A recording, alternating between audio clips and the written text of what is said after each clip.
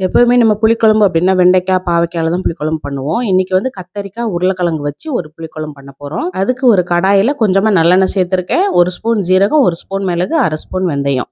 நான் வந்து டேஸ்ட்டுக்காக ஒரு 5 வத்தல் சேர்த்துருக்கேன். 4 காஷ்மீரி வத்தல் சேர்த்துருக்கேன். நீங்க உங்க காரத்துக்கு தக்கன நார்மல் வத்தல் கூட சேர்த்துக்கலாம்.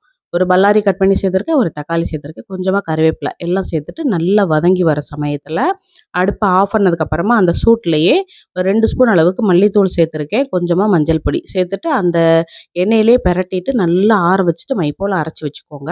இப்போ ஒரு கடாயில கொஞ்சமா நல்லெண்ணெய் சேர்த்துருக்கேன். கடுகு, கருவேப்பிலை, காயப்பொடி சேர்த்துட்டு அரைச்சு வச்சிருந்த பேஸ்ட்டு சேர்த்துட்டு 1 கப் அளவுக்கு மிக்ஸர் ஜார தண்ணியில அலசிட்டு உள்ள சேர்த்துக்கோங்க. இப்போ கட் பண்ணி அதாவது தண்ணியில சேர்த்து வச்சுக்கணுமா மசாலால சேர்க்கிற வரைக்கும். உருளைக்கிழங்கும், கத்திரிக்காயும் கியூப் சைஸ்ல. அதை எல்லாமே உள்ள சேர்த்துட்டு தேவையான அளவுக்கு உப்பு சேர்த்துட்டு, தேவையான புளி தண்ணியும் சேர்த்து நல்லா ஒரு 10 நிமிஷம் அளவுக்கு கொதிக்க விட்டு இறக்கணும்னா சூப்பரா கத்திரிக்காய், உருளைக்கிழங்கு காரக்குழம்பு ரெடி.